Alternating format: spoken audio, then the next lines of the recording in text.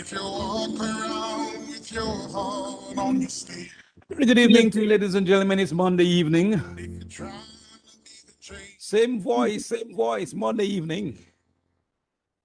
It's 6 o'clock here in the studios of Q95 on Hanover Street in Rosa Dominica. someone could say, It's good to know that so many of you are tuned in Dominican all over the world.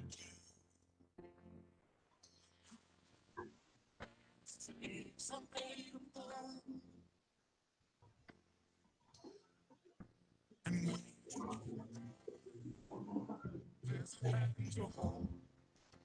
You are aware tonight that we are having a very special program. It's the Kingdom Connection slot, all right, but we're having a special program this evening.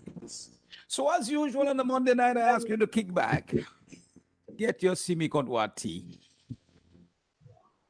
Those of you who drink a little coffee, get the thing out, black or, colored, whatever you want to put in it, put some milk in the thing. Have some soda, some cross cake. Call a neighbor and tell them that we on, all right? So if you listen to us in Dominican FM dials from Capuchin to Scott's Head and Dailies to Kulibistri, welcome aboard. And many of you listening all over the world on liveonlineradio.net, my radio hot. You're listening on www.q95d.com. Welcome aboard and welcome tonight to another Kudos for Q program. And I want you to know that we're honoring a very special person this evening. Listen to this. Q95, the big station, presents Kudos to Our Heroes. Our sixth Dominican hero is Dr. Hendricks Paul. We appreciate, embrace, recognize, and award Dr. Hendricks Paul on Monday, June 14th from 6 to 8 p.m. on Q95, the big station, for his valuable transformational lifelong work and accomplishments as a great surgeon, a man of principle and integrity, a diligent public servant, and a prolific poultry farmer.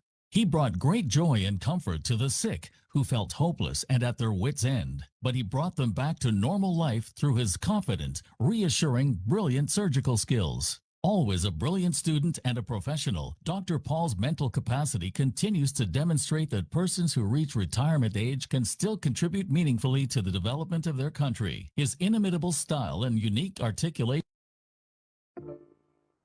Q95, the big station, presents Kudos to Our Heroes. Our sixth Dominican hero is Dr. Hendricks Paul. We appreciate, embrace, recognize, and award Dr. Hendricks Paul on Monday, June 14th from 6 to 8 p.m. on Q95, the big station, for his valuable transformational lifelong work and accomplishments as a great surgeon, a man of principle and integrity, a diligent public servant, and a prolific poultry farmer. He brought great joy and comfort to the sick who felt hopeless and at their wits' end, but he brought them back to normal life through his confident, reassuring, brilliant surgical skills. Always a brilliant student and a professional, Dr. Paul's mental capacity continues to demonstrate that persons who reach retirement age can still contribute meaningfully to the development of their country. His inimitable style and unique articulation of language is always masterfully intriguing. A great man of humble beginnings, and he will without a doubt be remembered as always striving to be the best that he can be, reaching out to excellence and to be the best at what he does. Kudos to Dr. Hendricks Paul and his family. Dr. Paul is indeed a true hero for instilling a positive mental attitude that elevates the content of the social, scientific, and cultural dialogue on matters of professional excellence in medicine for over 40 years, and for being a great Dominican who demonstrates that each one of us can do extraordinary things in whatever we set our minds to do. Q95 listeners at home, in the region, and worldwide, tune in Monday, June 14th from 6 to 8 p.m. Join us in appreciating, embracing, recognizing, awarding, and extending kudos to our sixth Dominican hero, Dr. Hendricks Paul. If you would like to make a personal contribution to our phenomenal heroes or to our Kudos to Our Heroes committee, take it to the Q95 office on Hanover Street in Roseau, or go to the Q95 website at www.q95da.com and and make your donation. Call us at 767-448-5822 or at 305-906-4216 or talk to one of our representatives. Let us all together say thank you to our Dominican heroes from the Q95 family at home and abroad. Only on Q95, the big station. Here you have it, ladies and gentlemen. That's what we'll be doing this evening on this program, all of 2 hours from now until 8 o'clock this evening. We are honoring our number six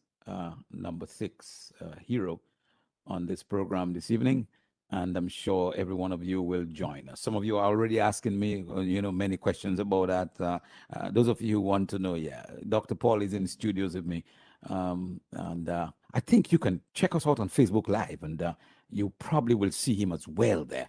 So those of you who want to see him, you're on Facebook Live on Q95da.com. Check our Facebook page, and you will find us there.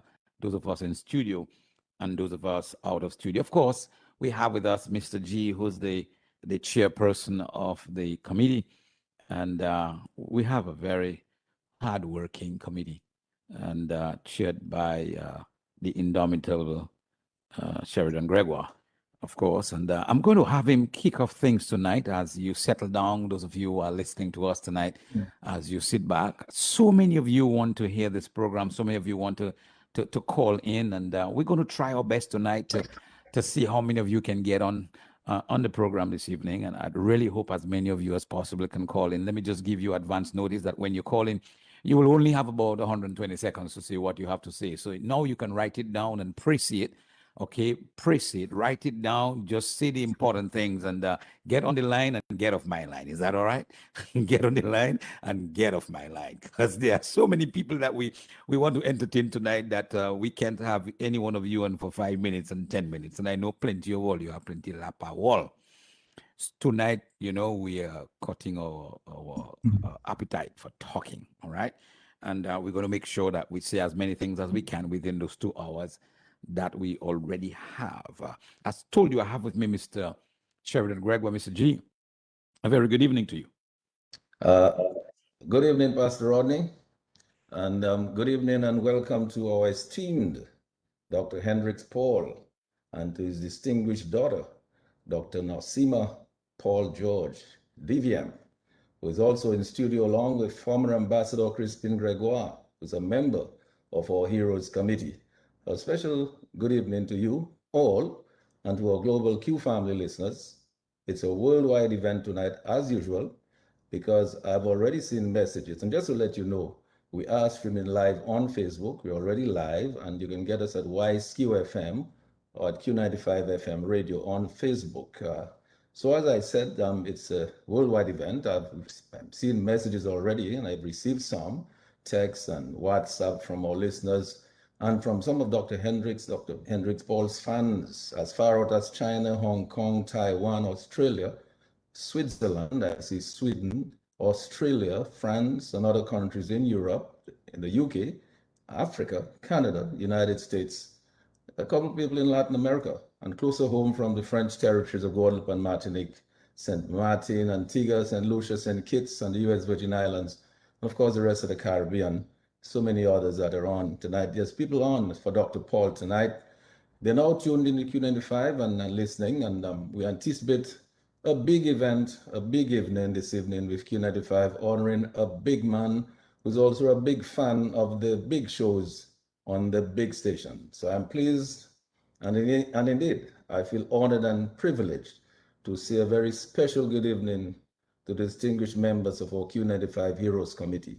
Mrs. Janice Williams Russell in Toronto, Ms. Corinne Francis in San Francisco, Dr. Manuel Finn in Washington, D.C., former UN Ambassador Crispin Gregoire, he's in studios with us in Dominica, Leroy Waddix Charles in Dominica as well, he's also on our committee.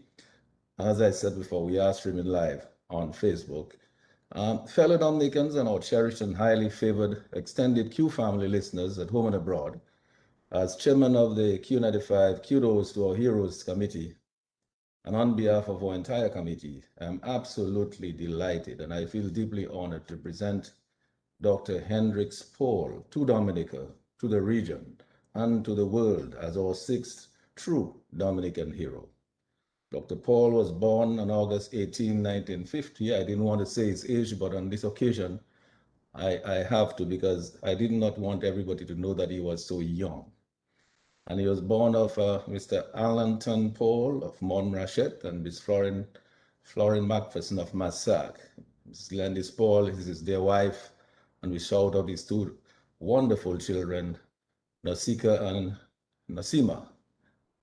And Dr. Hendricks Paul, of course, got his primary education at the Mao Government School. I believe at that time, well, it's not longer where it used to be. I believe at that time it was somewhere located close to the Catholic Church at Massac. I think that's where it was. A very humble man, Dr. Hendricks Paul. I mean, he received his secondary education at St. Mary's Academy, where he graduated on a One Island Scholarship in 1970. And why is it that no one was surprised at that? And I'm pretty sure that some of the people who have paid tribute to him will verify what I'm saying, that no one should have been surprised at that. In 1971, he went to the University of the West Indies at Mona, Jamaica to study medicine. He graduated in 1977. He received specialist training in general surgery in Scotland and Jamaica. But he chose to return to Dominica in 1984, despite, I am sure, highly lucrative offers to remain in Scotland or Jamaica and in Barbados. He entered the public service in 1984 and served as senior general surgeon in Dominica from 1984 to 2014. When he suffered a first stroke and an accident, he served on the medical board of Dominica for many years and is also a member of the College of Surgeons of the Caribbean. Dr. Paul, being the man that he is, he never accepted an administrative position, although he received offers on several occasions because of his firm principled conviction that he is in fact a surgeon, and that is what he was called to do. So Dr. Paul has been an avid farmer and also a prolific poultry producer. Everyone knows about Dr. Paul as a farmer and a poultry producer. In addition to his valuable transformational lifelong work and accomplishments, Dr. Hendricks Paul always brings out the best in others to work hard, be true to their profession, to reach out to excellence, and be dedicated to being the very best that they can be in whatever they do. Kudos indeed to Dr. Hendricks Paul and his family. He's a true Dominican hero for instilling a positive mental attitude that elevates the content of the social and cultural dialogue on matters of medicine, and I dare say matters of farming as well, for over 40 years. For being a great Dominican who demonstrate that each one of us can do extraordinary things in whatever we set our minds to do. So we invite you, our cherished Q95 listeners at home, in the region and worldwide, to join us in appreciating, embracing, celebrating, recognizing, awarding, and extending kudos to our sixth Dominican hero, Dr. Hendricks Paul. And rest assured that Dr. Paul remains and will remain highly respected and cherished by all of us in Dominica, our nature island gem of the Caribbean. So for his exemplary performance in transcending self-interest, for going well over and beyond the call of duty and above and beyond normal demands and expectations, for commanding respect in society, for being one of the true pioneers in his work and occupation, for his innovation, his achievements, his tenacity in the face of all of the challenges that I'm sure he encountered and endured in his lifetime, for his impactful leadership par excellence, for his community involvement, his collaborations and partnerships, for his dedicated commitment to health, to well-being and social development, for his national humanitarian outreach. For these and many more reasons, the Q95 Kudos to our Heroes Committee recognizes, appreciates, embraces, and awards Dr. Hendricks Paul as a champion, and we bestow upon Dr. Hendricks Paul the very well-deserved and earned esteemed title of a true Dominican hero. The kudos to our sixth Dominican hero, Dr. Hendricks Paul, your wife, Gladys, and your children who have stood stalwartly beside you through thick and thin. And it'll always be the distinguished honor and delight of all of us Dominicans at home and abroad and in the Q family to say to everyone everywhere, we know and love and respect Dr. Hendricks Paul. So I want to say, God bless you, Dr. Paul, your great wife Gladys, your wonderful children, and may God bless all of the other true Dominican heroes whose works positively impact the lives of Dominicans everywhere, every day. So on behalf of our kudos to our Heroes Committee, and on behalf of every Dominican at home and abroad, I say thank you, Dr. Hendricks Paul, Godspeed, and we look forward to having you to inspire us for many, many more years to come. So thank you, and may the good Lord bless you richly.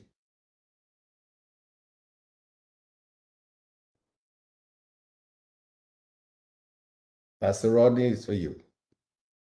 Thank you very much, Mr. G, like I said, and I'm sure that your citation there covered quite a number of areas, and some of our listeners out there would be looking for quite a number of other areas to be covered. Somebody called me from Boston today, and they said that they are really hoping that they'll get just a little break to say their piece about Dr. Paul, because they feel that he's such a great person and deserves that honor.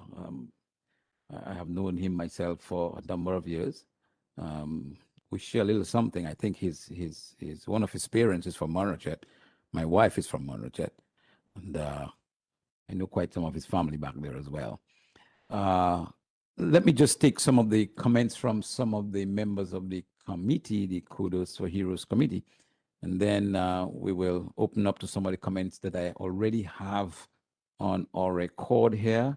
It's already 18 minutes past 6 o'clock. Those of you who are just joining us this evening, we are honoring our sixth hero, and that is Dr. Hendricks Paul, one gentleman who, is very humble in everything that he does. In fact, I don't think he cares too much for being honest, if I know him fairly well. But we make that decision to honor him tonight, and I'm hoping that he will accept, and I'm sure he will accept and receive it. Crispin, you're in studio with me, and you are part of the committee as well. So let's go and have your own thoughts, share your own thoughts as far as Dr. Hendricks Paul is concerned. Yes. Good evening to the listening public, all the Dominicans in Dominica and in the diaspora. And I must also say the friends of Dominica, the non-Dominican friends, non-Dominicans who are listening. It's just indeed a great honor tonight to be in a program honoring Dr. Hendricks Paul. I am even especially honored to meet Dr. Hendricks Paul's daughter, who is also a physician, I believe. No? Okay, a scientist anyway. A veterinarian, okay. Pleased to meet you, Dr. Paul George, right? That's okay. So to meet his daughter is also an honor. Dr. Paul taught me in third form around 1970, I believe, so 69, 70, somewhere in that time. Of course, Academy was a hotbed of Black Power at that time. Sorry. I'm on the And, radio. I was involved in that whole struggle, and still I'm involved in the African struggle. But what was most significant about Dr. Paul when he came to teach us in third form, mathematics? Of course, that's my weakest subject. And Dr. Paul, for me, he's the embodiment of humility. That this man was very mild-mannered in that time, and he hasn't changed. He hasn't changed that mild-mannered aspect of his character, his personality. But he was a whiz kid. I mean, for me, who was not a great student in mathematics, I was just in awe of the man. And without any effort, would explain these difficult theorems and things like that, if I remember. And there were students of mine who were just A students. I mean, I remember one student, I can mention his name without reservation, Charles Xavier. I don't know where he is in this world, but Charles would pick up everything that Dr. Paul taught. And he's the one who masters the exam. And I'm saying, yes. And I'm struggling with mathematics. Dr. Paul also, he's always a witty person. Although for me, he came across as being very shy. When he was teaching us, he wasn't shy, but in terms of how I observed how he related to people, and I could tell you, I could see that he's an introvert, and he still is an introvert. Tonight, I met him, I think it's at least 30 years since I met Dr. Paul last time. And to meet him tonight, he's still somebody that I look up to. He was my teacher, even though I wasn't a great mathematics student, but I learned a lot of things from him. And I think the thing that most resonated with him, that remained with me, is how he valued being incognito. He didn't, while being that brilliant person, he didn't want people to really kind of honor him or look up to him. Even though he's a brilliant mind, he's an introvert. He achieves, but he's not looking for people's commendation. And I can well imagine what kind of surgeon he would make, because being a mild-mannered person, it means that you're not pretentious. You deal with things. He's a scientist. He looks at problems from a scientific outlook. So I must say that I'm very honored to at least have been his student. And today, to look at him, he's probably like 10 years older than I am. And looking back at SMA in those days, he was a trailblazer. And I just want to join the members of the committee to thank him for accepting to be honored. He's clearly, without any reservation, one of the leading people in medical science in Dominica. And coming from humble background, as somebody, not coming from a rich Dominican background, but just a naturally brilliant personality who mastered to me, one of the most difficult subjects, mathematics, and then science, all the science subjects, chemistry, botany, and biology that he mastered. And today he is, for me, he represents a great achiever, somebody I look up to, somebody who not only made significant strides in medicine, but also being a businessman, a farmer, a poultry farmer. And he had his challenges, even as being a doctor, but to have been in an accident, a car accident, and I sympathize with him on that, because I was in a car accident in Africa, and the vehicle overturned, and I maybe it wasn't my time to die, and many things have happened since then. So I know what it is to be in a bad accident and to survive it. Dr. Paul, I just want to say to you and your family, it's great to be part of this honoring tonight. I want to thank your family for standing with you, especially in difficult times when you had the accident, and all the well-wishers. And I have to say that you are one of the Dominicans that stands head and shoulders. And I just want to wish you the best as we go forward for the remaining years of your life. And I hope all Dominicans will join me and say thank you for all you've contributed to our country. Good night. Thank you, Crispin. Thank you, Crispin. And we'll get to Janice in a moment.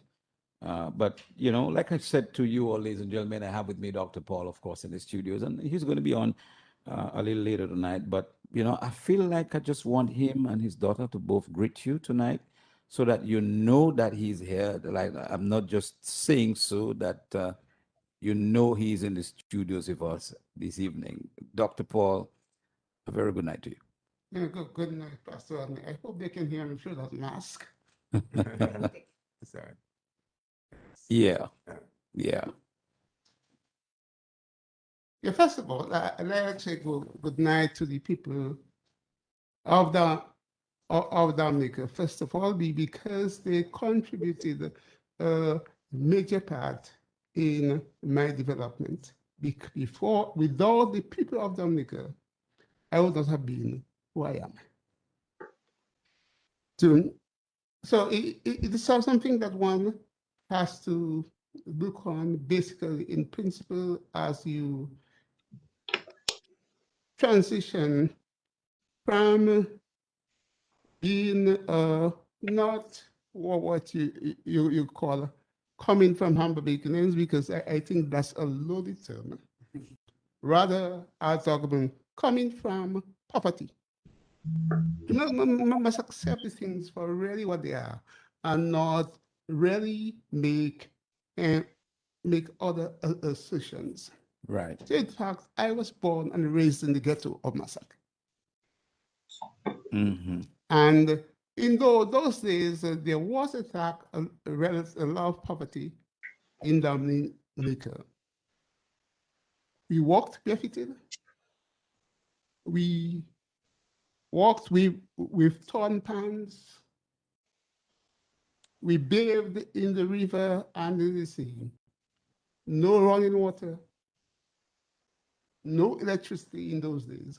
Dr. Paul, let me ask you something. Were you, was it you who was called Kai or something like that? Is there a Kai joke in that thing? Well, the thing is that, that's the way some people put it. I put it another way.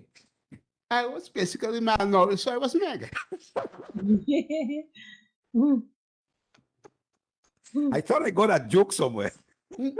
No, that's no joke. In fact, a number of people came to Princess Margaret Hospital and asked for Dr. Kai.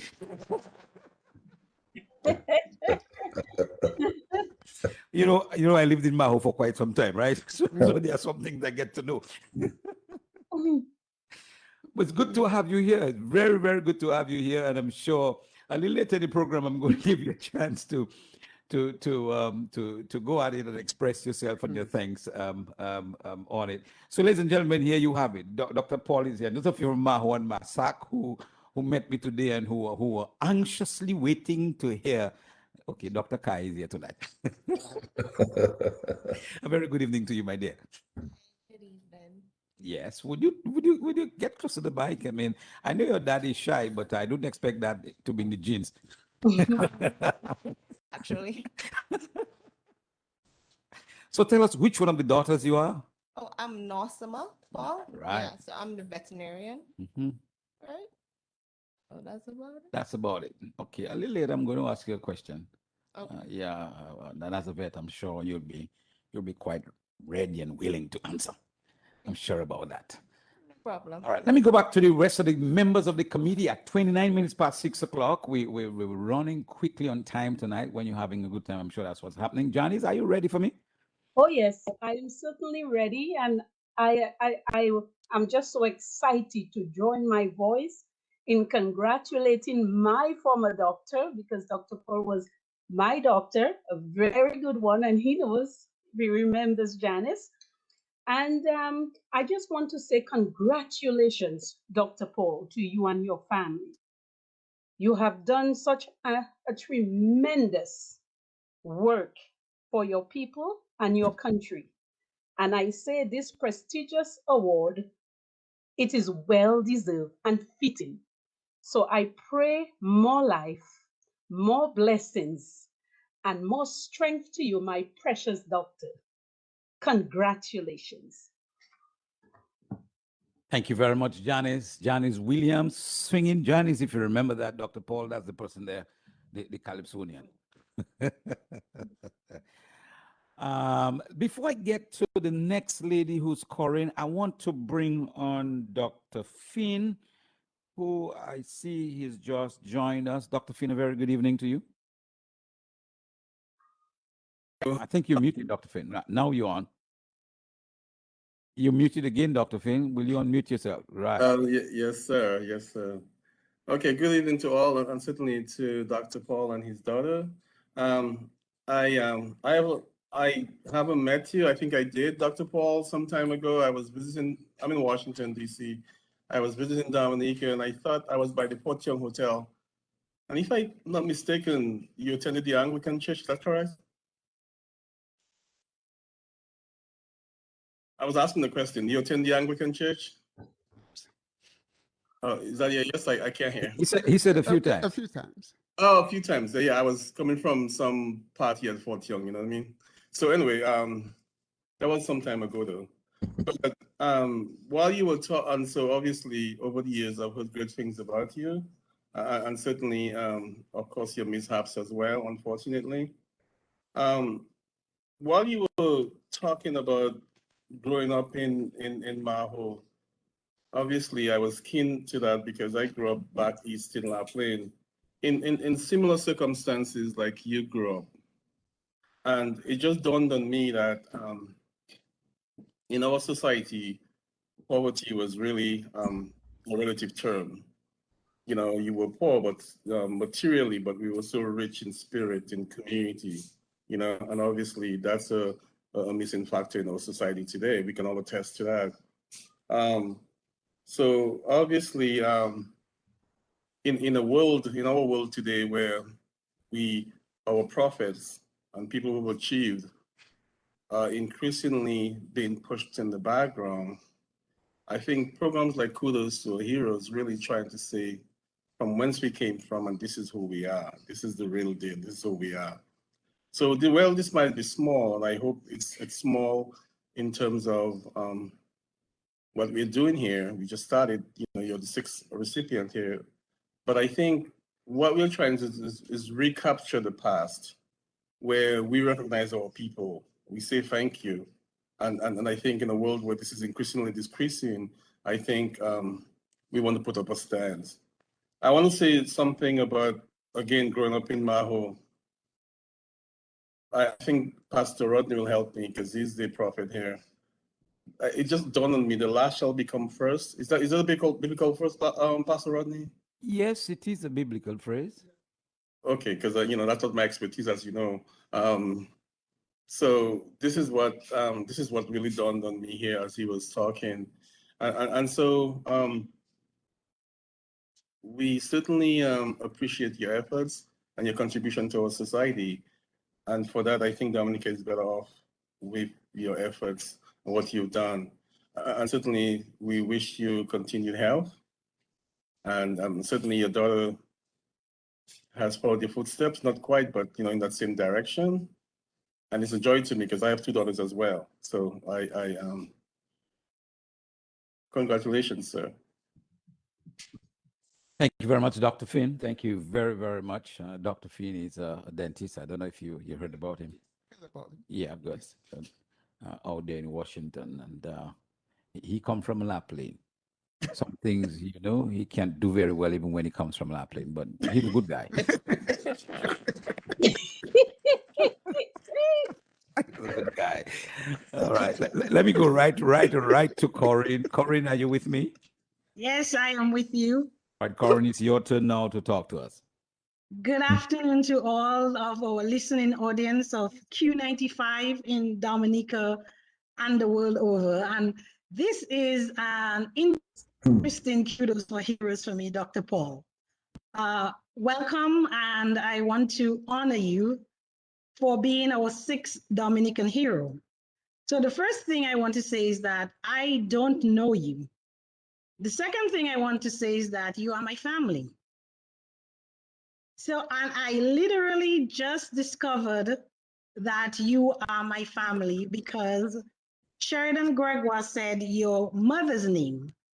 And when she said MacPherson, I texted my mom and I said, Dr. Paul is our family man, you know, because my great-grandparents are MacPhersons. And she just texted me back and said, yes, Papa and his mother were brother and sister. So my great-grandfather was Wilson MacPherson, and they're from Massac and Roger. They lived in Roger until, you know, my great-grandmother passed. I spent many of my summers there. And I just said to her, seriously? She said, yes. Papa and his mother were brother and sister. So you are a family member that I have yet to meet. My name is Corinne Francis, and all the Macphersons from Roger are my family. And second thing is, I have a very good friend. She said, don't call her name on air. And I won't. So I said to her, we're honoring Dr. Paul, and I know you know him very well.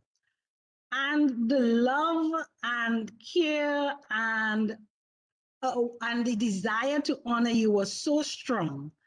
She went to many people in Dominica. So I feel like I am speaking for many people in Dominica who know you and love you. And she went and wrote me a whole essay from all of the things that people said to her about you. And I can bring it up sometime later in the program or today, but some of the things that all is mentioned here is your medical background, what a great doctor you are. But people don't know that you were a photographer. You took pictures at weddings. So that's from research, somebody who knows you very well. Not only that, you developed your own films. You were also creative in developing these pictures. For example, he did pictures in wine glasses. He used a net like a pantyhose and pasted pictures through the net to give it that kind of background in his own dark room. So here is part of the creativity of Dr. Paul, and I'm sure many of us out there don't know, but that came from my dear friend. And one day when I meet you, I will tell you, she went and did all of the research for me so that I could get a full picture of who you are. Dr. Paul, I know your brilliance comes from your diligence because you kept yourself updated. She said you surfed the net, you traveled and updated yourself as a physician. So you were not satisfied to just remain with the knowledge that you have. You're very private and confidential. A friend recalls that when they were building their home, you would come every evening to keep them company. And while the person was painting their ceiling and complete the house, you would keep them company doing that. I'm sure you might remember who that is. So Dr. Paul is not only a brilliant surgeon, he's a very good friend. He's a kind man. He is quiet and confidential.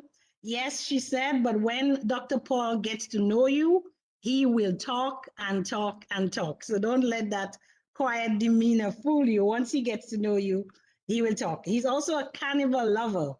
Carnival was his thing. He used to actually make the sensei himself. So that creativity again from Dr. Paul. He ran a good mass in Sensei. As a matter of fact, he would enjoy both carnival days, even when he was on call. He ran his mass and then went to the hospital straight from the band and performed his duty as a doctor.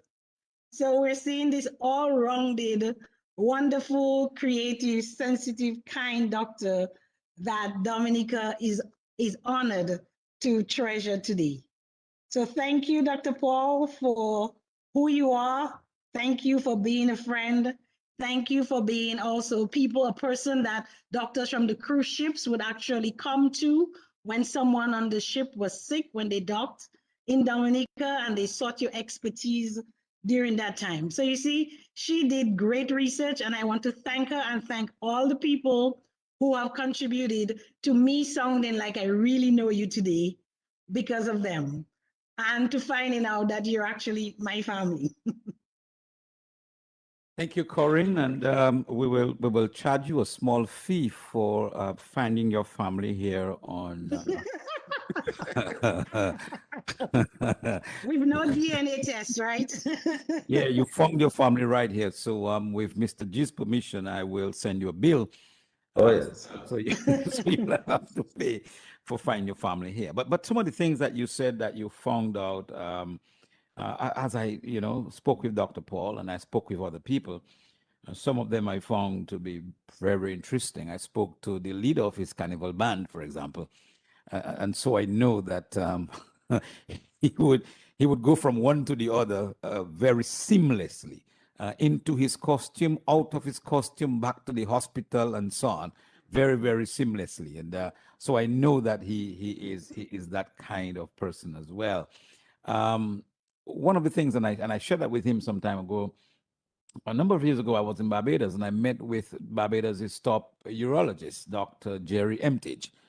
And the first question Dr. Jerry Emtage asked me is, "Do you know Dr. Paul?" I said, "Yes, I know him fairly well." He says, "This is the Caribbean's best surgeon." And I had a lesson about Dr. Paul sitting in Barbados from somebody who I was meeting for the first time. And so I know that aspect of Dr. Paul.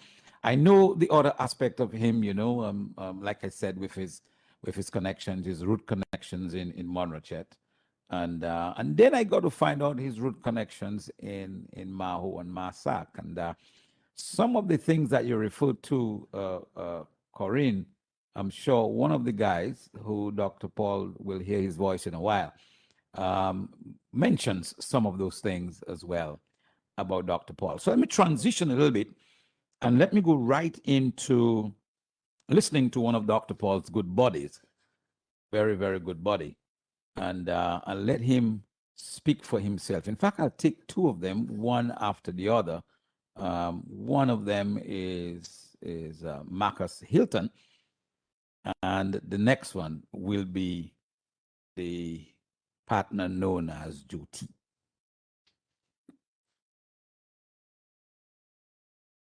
It is indeed a pleasure to have me speak on behalf of my good friend, Dr. Hendricks Paul.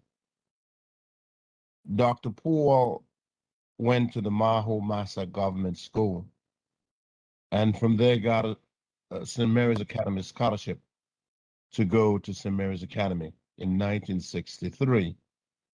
There he proceeded until he graduated in 1970, and at that time got the Island Scholarship.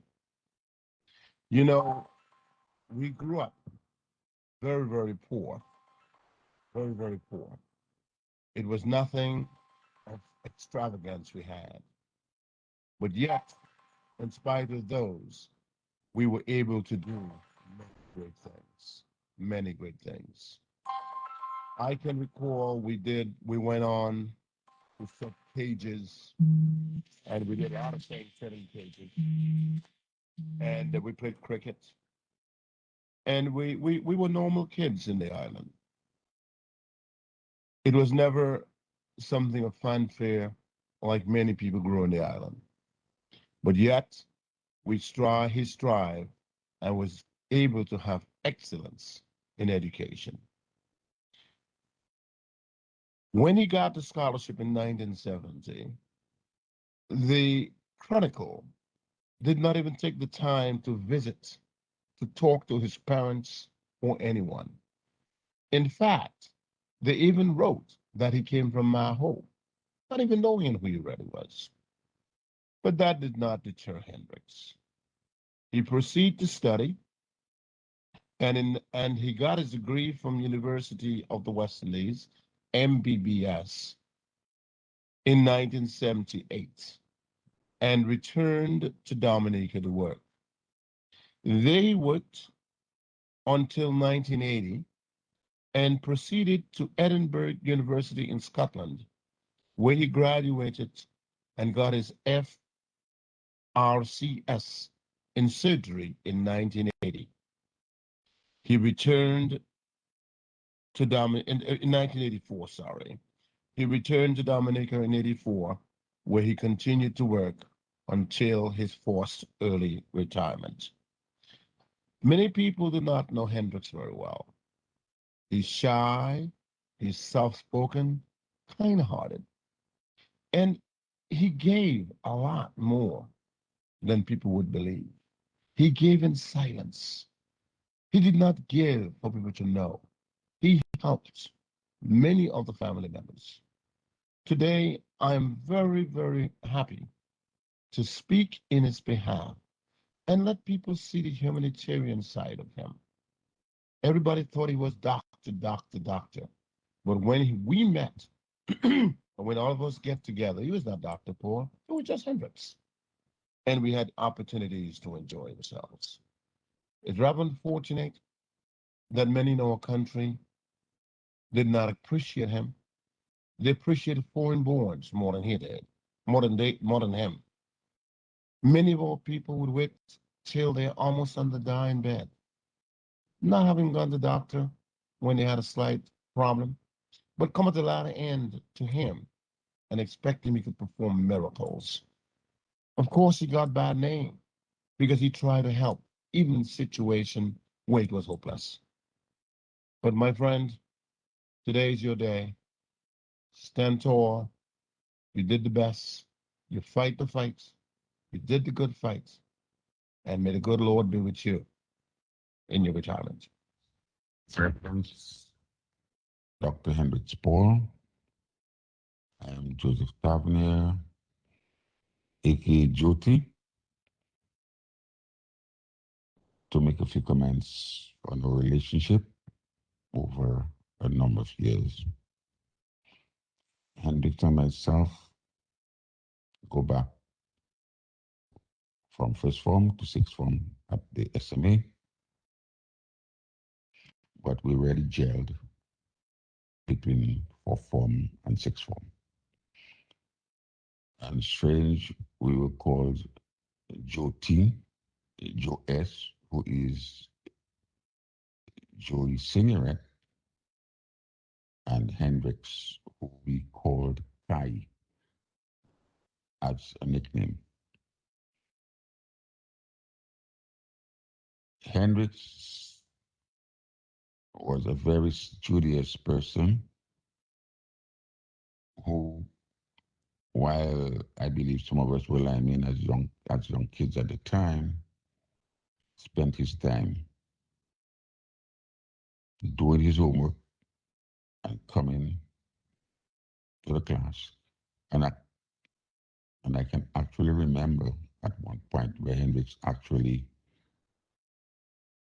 taught, I can't say taught, but corrected the instructor or the teacher in terms of solving a problem. So that is the kind of person he was, But having gone on to higher heights, he became a real professional as a person, loving, kind, gentle, and a very tough person in terms of the people under his tutelage.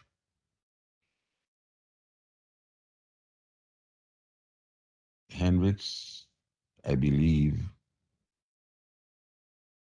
at some point, the general public took him for granted, and even in his public office, I think a lot of people just walked into his office and walked out, and he was more about care. It was not about money for him. I am not a physician, but I know that my friend Hendricks is this person I know as what I would call, in quotes, a total doctor. Hendricks went from your head to your toenail. If you spoke to Hendricks about your heart, he'd spend 2 hours talking to you about it. If you spoke to him about your toenail, he would also spend 2 hours talking to you about it. That's the kind of person he was, a real total person. And his demeanor, his style didn't make a difference to him. He was just a very caring doctor whose only passion was to take care of the people that he cared about and who needed the help at the time. He's a great friend. He's, just a fantastic person when you get to know him.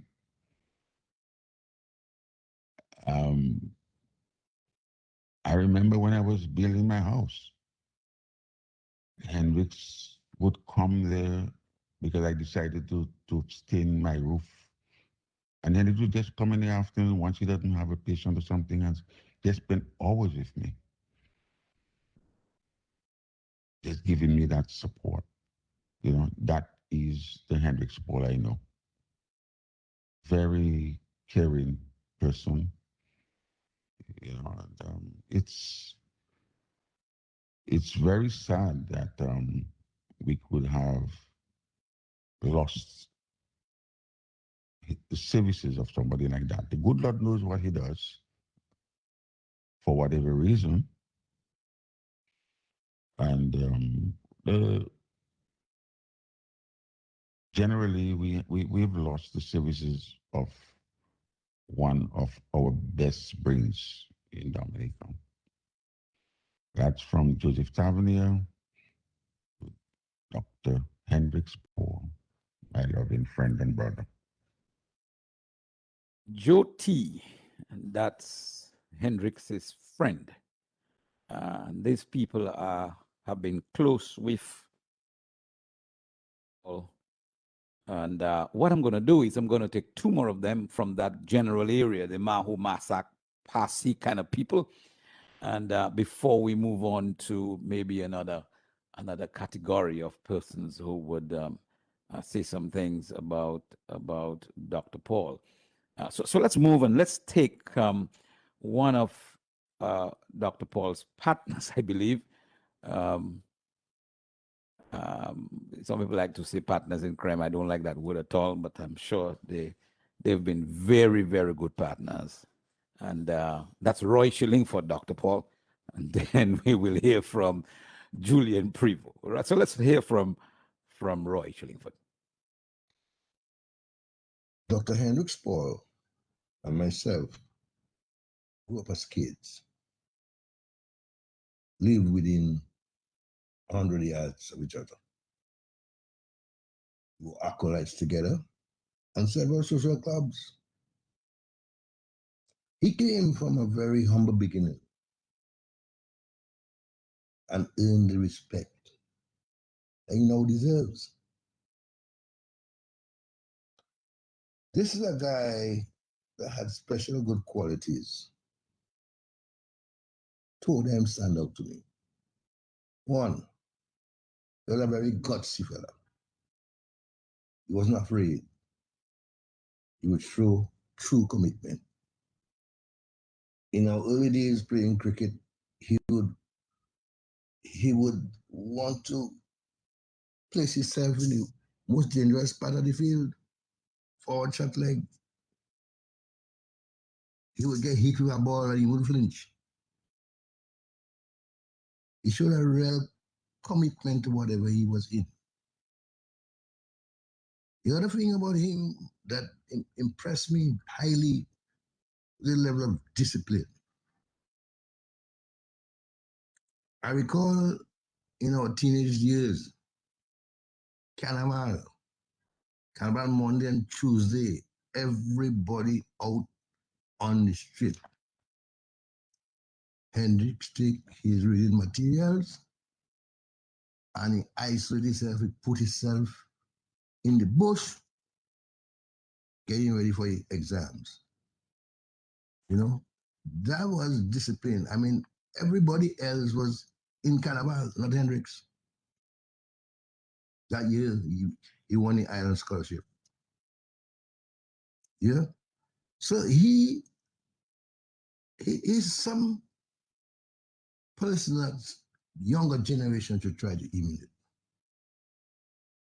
And to me, I highly appreciate the fact that his personality and achievements is highly regarded.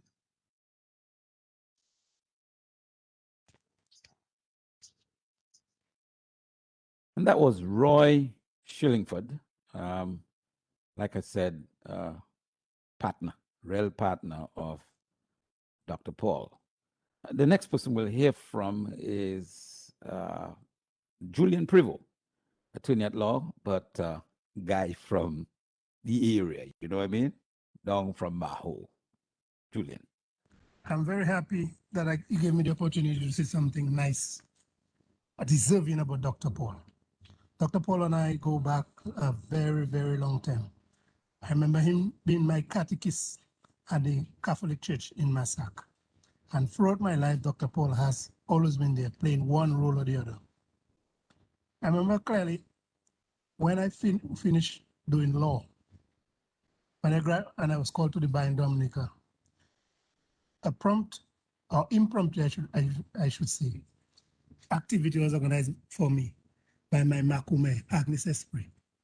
And there were about 5 invitees. Dr. Paul was one of them. Another was Francisco Esprit.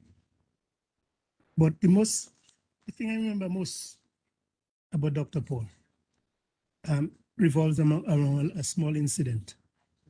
When I finished from Cuba, I graduated, I came here. You know the amount of problems we had with government, recognition of our degree qualifications and employment. Dr. Paul, as a member of the medical board, used his influence, whatever it was, to help us situate ourselves better in the Dominican society. Gain recognition, if I can put it that way. And especially so for the Cuban trained doctors. Alcott Hamlet, I can remember clearly, had a hard time, and we also for recognition. But Dr. Paul helped as much as he could. When I decided to do law, I spoke to Dr. Paul about it, and he encouraged me. You know, I really wanted independence, not just a job, but with the hostile regime that we made there. And I wanted to do something else where I could earn my living without depending on anybody for a job. And Dr. Paul pushed me to do law. One of the things he did for me was to do an AIDS test, because I wanted a loan from Aid Bank, and it was required that I did an AIDS test.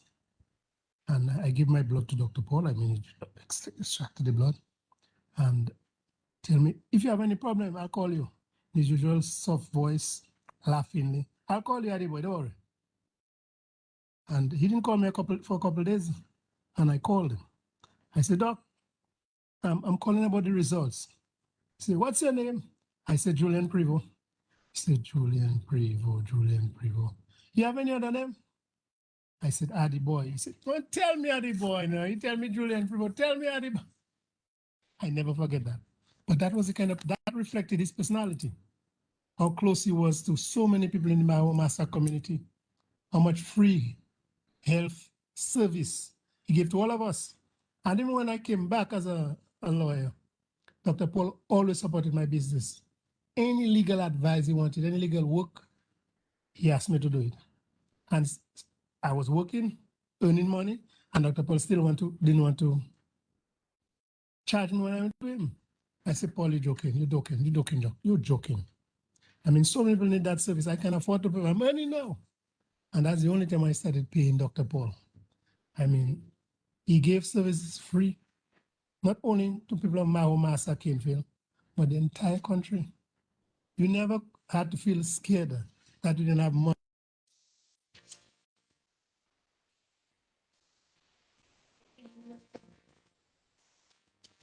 My apologies, dear Julian. I'm experiencing a little problem in my computer here. We go resolve it.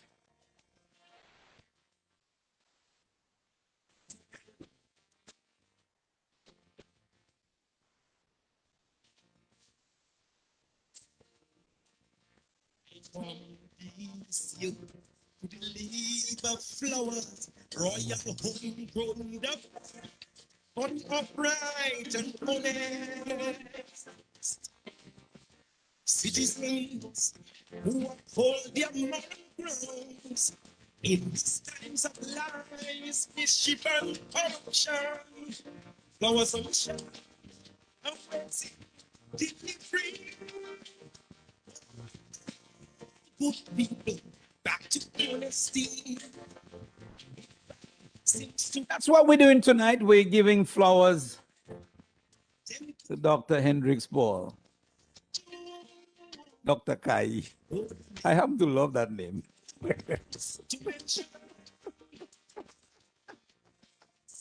Maybe it's because I love Kai. And I do love Kai. Ladies and gentlemen, I'll begin to take your call somewhere around 25 past the hour. I know some of you are already calling my line, you know. Just be patient a while. I'll get to you. Let me say good evening to all of you people in Maho and Masak. You were glued into the program tonight and you got a right to.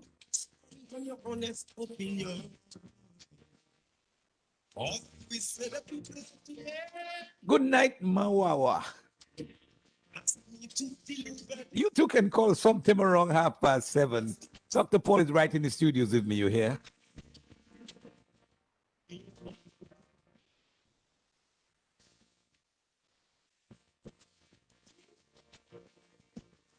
Before I take one of the professional comments that we're going to get here from those who work alongside Dr. Paul, I will get back to Addy Boy's recording sometime. Those of us from Maho know him as Addy Boy. Sorry for the rest of you. It's Julian Privot. It's Mr. Julian Privot for most of you. For some of us, it's Addy Boy. We'll get back to Addy Boy's recording at some point tonight. But I worked as well, around the medical field for a few years. And one of the jokes that I always had about Dr. Paul is how some of the people around him felt he was so easy. He's going to do a surgery, he removes his glove and he's eating his burger, and he just take out the leg. That kind of thing. And looking at Dr. Paul, some people felt, well, but that doctor not easy, man. And it's just the man's work that he loved to do. It's like every one of you doing what you have to do. But my best collection, and my wife, Dr. Paul, is listening tonight. Dr. Paul was scheduled to the surgery on my wife. Well, I don't know if you call it surgery. You were supposed to take a sample from her breast or something like this. And we got to the theater, and I don't know what happened. He said, I'm not doing that again, no, for whatever reason. And that I walked out there and I said, well, once Dr. Paul said he's not doing it, that's what I'm going with. He's right. And I have never forgotten that. My wife has never forgotten that either. Dr. Paul was right then. And she's still right now. She has never had to do anything at all with in terms of that surgery. So let's go back to the people who work with Dr. Paul in that regard. And the first person we will take on is Jennifer Astafan. I know she served at one time as PS of Health as well. And that must be during the tenure of Dr. Paul. And if my memory serves me right, I'm sure she must be listening as well. People like Mrs. Eudora Shaw and Dr. Lynn Musgrave. I'm sure they're in the audience as well listening. This is the same Dr. Paul. But let's take on Jennifer Astafan, and right after her, we'll have a comment from Nurse Dorival on Dr. Paul. What can I say about Dr. Paul? Dr. Paul, the consummate professional, the perfectionist, a professional that was never daunted, a true general surgeon in the days when there was no orthopedic surgeon. So he did everything from bones to heart to head to anything that came his way, he tried to fix. His humility was sometimes seen as a kind of a shyness, but not to patients and relatives, but just generally and socially. And I believe that's how he reflected his humility. But the vastness of his experience, although it was transferred to a number of interns, unfortunately, we still wish we could have the benefit of that depth of experience that he's had. And I believe even our younger doctors would benefit from consultations and discussions and continual medical education from his knowledge. We have a tendency to think that once you're done and you're finished and you're retired, and he may want to be a recluse, but I believe that we still have a lot, and Dr. Paul has a lot that he can still contribute to the development of the medical profession in Dominica. And that's my wish, that we would still see him now and then in some kind of continuing medical situation or training or advice. So, Dr. Paul, sometimes we get a bit hidden away, and he's one of those that is somewhere there, always there in the background, always talked about, but never really seen. So Dr. Paul, the consummate professional who you can say is true to the Hippocratic oath of the medical profession. Good evening to all those listening to the rich airwaves of the big station, particularly Dr. Hendricks Paul, who is being honored today for his medical skills and duties. He performed as a consultant surgeon attached to the Princess Margaret Hospital. As a consequence, I want to say a few words on his behalf regarding my interaction with him in my capacity, firstly, as a nurse and later on as a sonographer at the said hospital for over 20 years. I have known Dr. Paul for the better part of 30 years, and I know him to be a very humble, kind-hearted, generous, and down-to-earth individual who would attend to anyone regardless of his or her social standing, whether rich or poor, as he would give them the benefit of his time, training, and skills. He would teach other health personnel, especially if one was willing to learn, and he would give the questions his individual attorney. A brilliant surgeon who saved many lives even after other health practitioners had given up on a particular case. During his break at the hospital, he would discuss issues of the day, world events, and new concepts and techniques related to the medical field with staff and students alike. Apart from being a medical doctor, in his spare time, Dr. Paul was into farming and livestock, rearing, and he would supply families, supermarkets, and especially the hospital staff with pork, chicken, and eggs. The hospital staff was given the special privilege of purchasing these products on credit and were allowed to pay whenever they could. The meat would be cut in pieces for all categories of the population to purchase, particularly at festive seasons such as Christmas and Carnival. They were sure of their supply of fresh meat, smoked meat, and eggs. Dr. Paul is a treasure who came from humble beginnings in Massac. Although he is no longer an active surgeon and well into his retirement, he is still mentally capable of assisting and advising young doctors in the field. I wish to take this opportunity to wish Dr. Paul well in his retirement. May God richly bless him.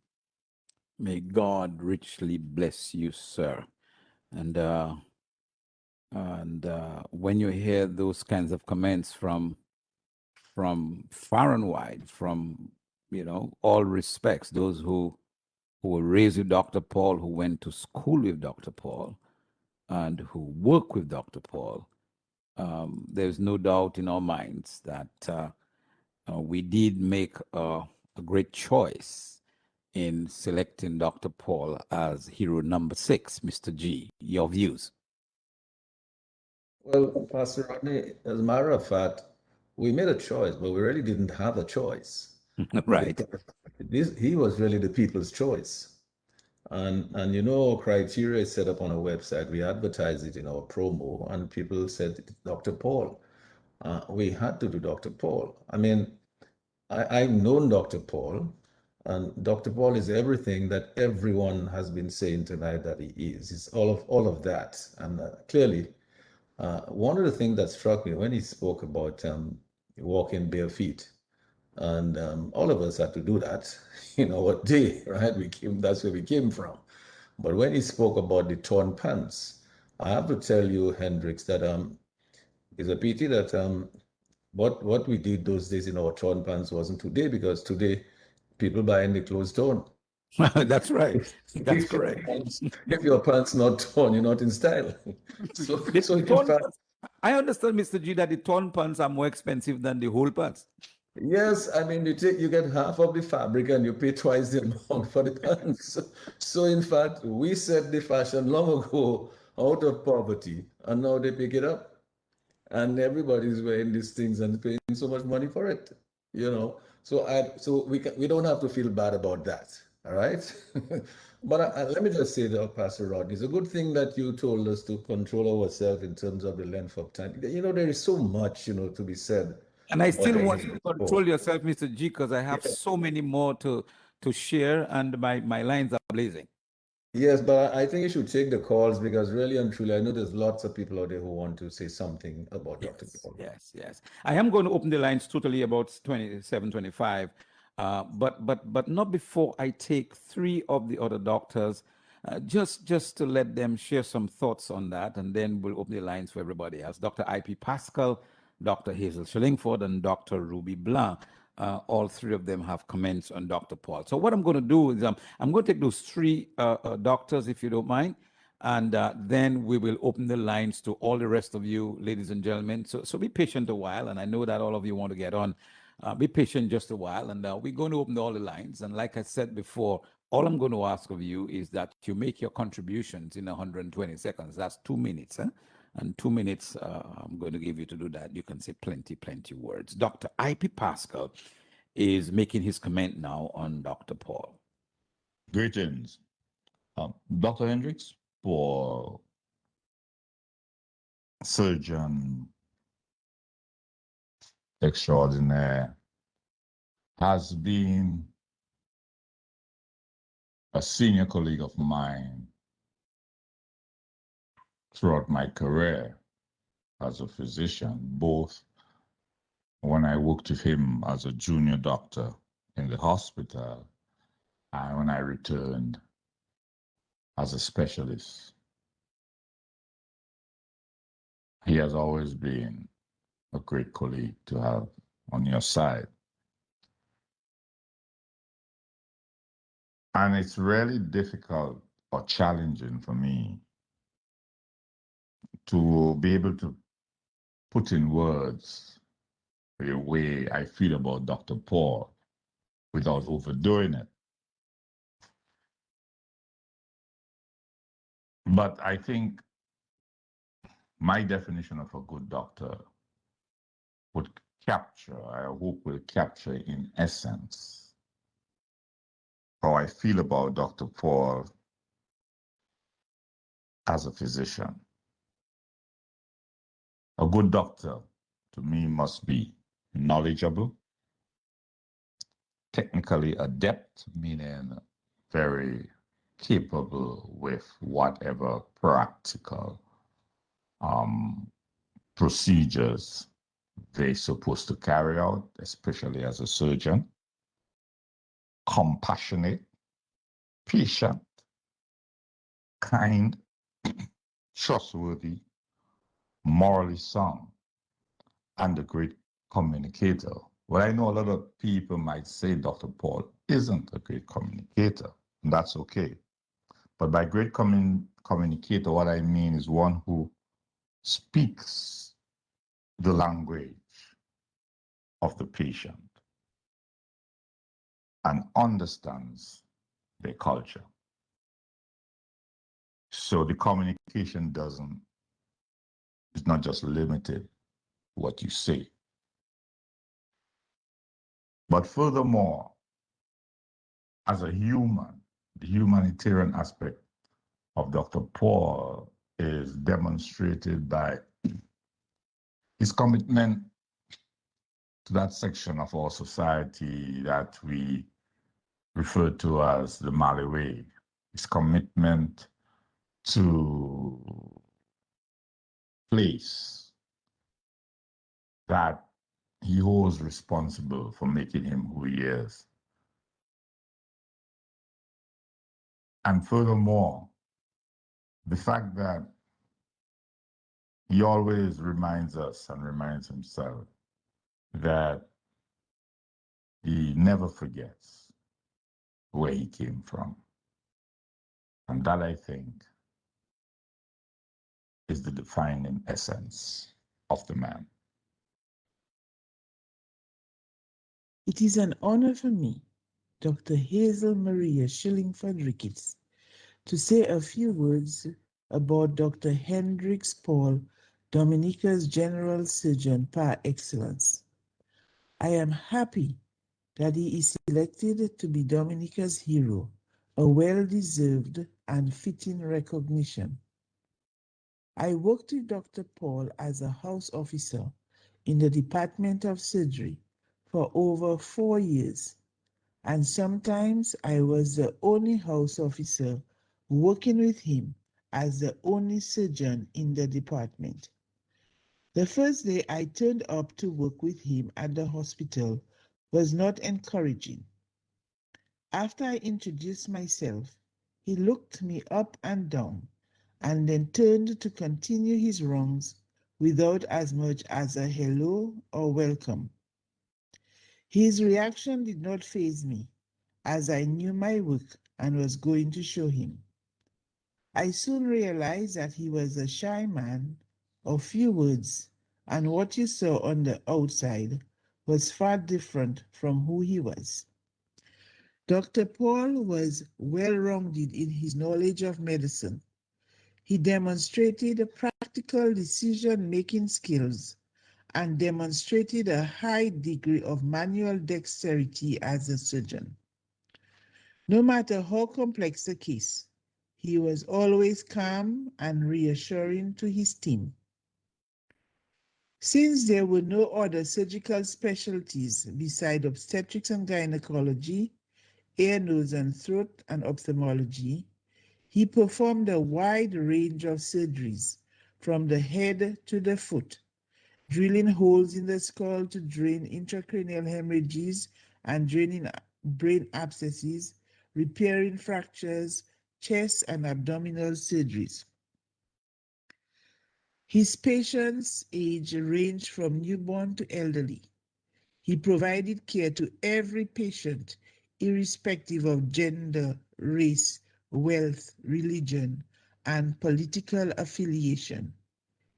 He loved teaching and has imparted his knowledge and surgical skills to many doctors and taught nurses over the years. He was readily available and he got his job done competently. Sometimes he searched through cupboards and shelves on the wards and in the central medical stores to get the tools and supplies he needed. He constantly advocated for what was needed at Princess Margaret Hospital to provide the optimal care for patients. In addition, he stood up for what was right and not what was politically expedient, a stance that got him in the crosshairs of the politician. He supported my position that house officers should get paid for working overtime on call. I did not do on call until the Ministry of Health, under the Dame Eugenia Child's government, agreed to pay for on call. That meant he had to do the on call himself. His support provided the weight needed to get the situation resolved. I learned a lot from him, and I am grateful that he influenced my practice as a surgeon. Even as an ophthalmologist and eye surgeon, the basic principles are the same. He was also a farmer, supplying eggs, chicken, and pork to the community and the staff at Princess Margaret Hospital.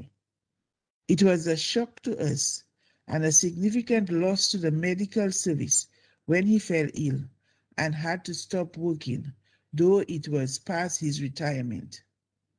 However, he is still mentally sharp and continues to provide advice and support to his colleagues. He was a regular visitor to my late husband and spent hours at his bedside, talking on many topics, even though my husband could not speak and participate in the discussions. We were amazed at his knowledge of the Bible. My family appreciated his support in our time of need. I want to express my appreciation for what he has done for me, the medical fraternity, and the people of Dominica. Dr. Hendricks Paul was always my hero. I fully support Mr. Sheridan Gregoire and his team to bestow the honor of Dominica's hero on Dr. Hendricks Paul, surgeon par excellence. The phrase that man is a good citizen from the popular calypso applies very well to Dr. Hendricks Paul. Dr. Paul and I both came from Massac, and his family and mine have always been friends. So even as a young girl, I remember feeling in awe when my mother told me that he was going to become a doctor. Because even then, I knew that I too wanted to become a doctor. So from these early years of my life, Dr. Paul has been a mentor and a role model, and indeed an inspiration. And what a role model he has been. His immense skill as a surgeon, the depth of his medical knowledge, and the vastness of his experience are all unsurpassed. Yet most of all, his concern for his patients, care before money, his deep commitment to his profession, such as always willing to work hard, are some of his greatest lessons to me. As a young obstetrician gynecologist, I felt very reassured knowing that if I came across a difficult case in theater, Dr. Paul was just a phone call away. I feel privileged and indeed blessed to have worked with him as a junior doctor and later when I returned to Dominica after specializing. Although quiet and unassuming, Dr. Paul is a remarkable person, deserving of all acknowledgements and honor, a true example of what a great doctor should be. The last voice you heard, ladies and gentlemen, was that of Dr. Ruby Blanc. They're talking about Dr. Paul. So the last one was Dr. Ruby Blanc, before her, Dr. Hazel Shillingford Ricketts. Before I open the lines for the call, I promised I was going to ask you a question, my dear, and I do that for all our heroes, right? Yeah, you. And let me tell you why I'm going to ask you a question. I'm going to ask you a question because everybody spoke about Dr. Paul, the farmer, Dr. Paul, the friend, Dr. Paul, the doctor, and you were sitting right before me. And that Dr. Paul is your father. Yes. Would you tell us a few sentences about Dr. Paul, the father? Yeah, that's interesting. Okay. So, Dr. Paul the father is very interesting, Okay. right? One, you might come home, you left your math homework out, then there will be corrections, right? And you'll be like, oh, yes, I wasn't done, but it would be corrected, right? And then Dr. Paul the father, okay, let me do that story. When I was a small child, right? When he would come home, right, I would make him go outside in the hot sun at about 12 o'clock just to play cricket with me, even though I didn't really have any interest in cricket. But it was just because daddy came home.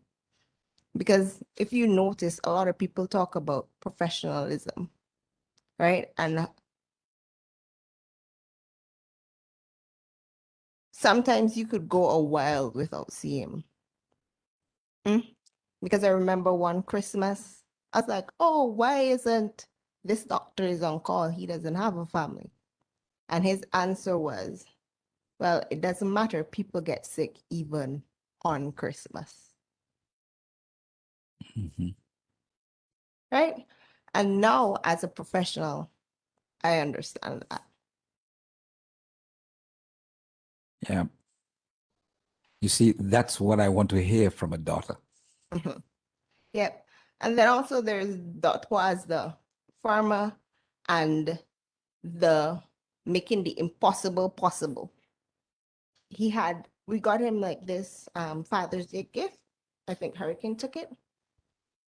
You know what I'm talking about. Was I decided because he always feel it could be probable. So we're always like, he had a makeshift something or something where we're trying to make something possible that might not have been working out too well, but sometimes it did, sometimes it didn't. Uh-huh. Right?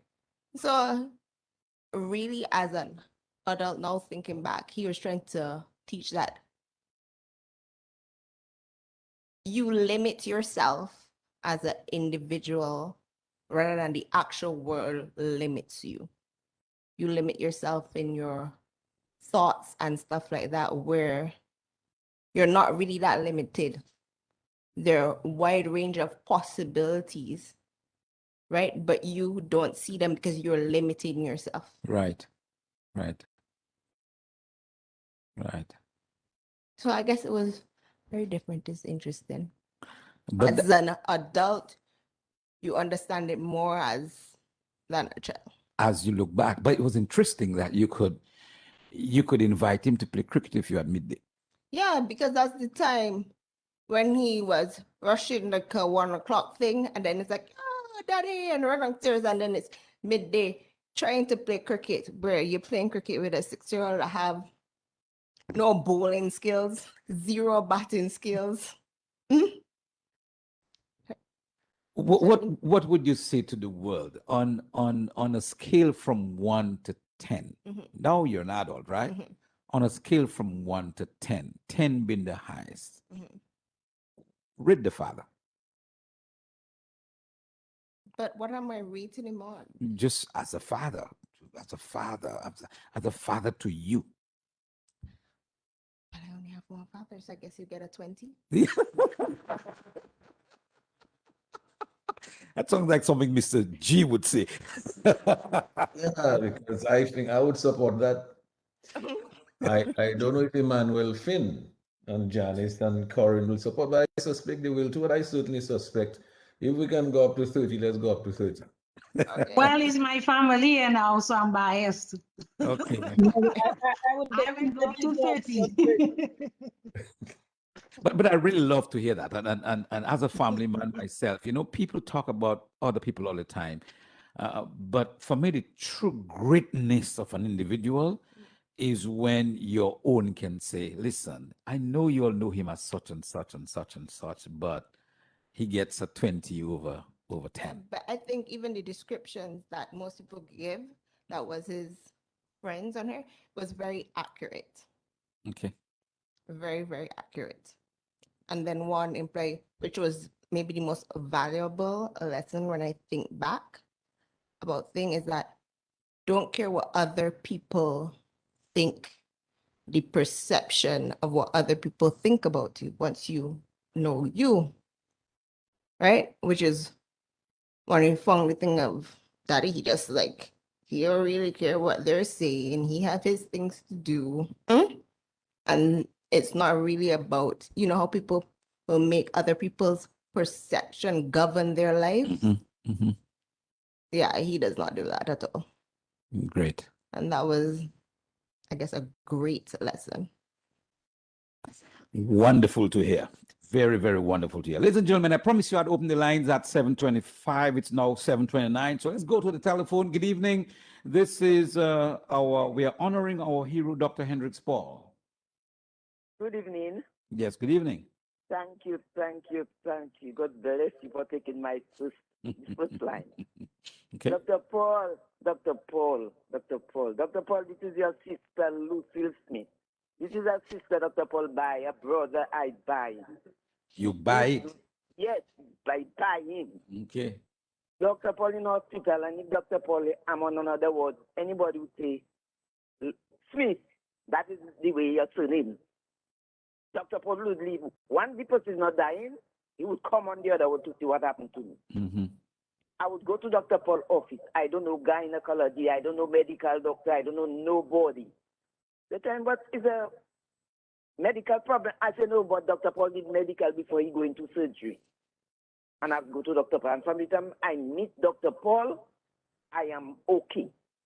And no matter what he tell me, after God, I believe in him because I knew this man was a good doctor. If we stay talking because he had his friends he talk with, no matter if they say he's not talking, but he had his friend he would talk with.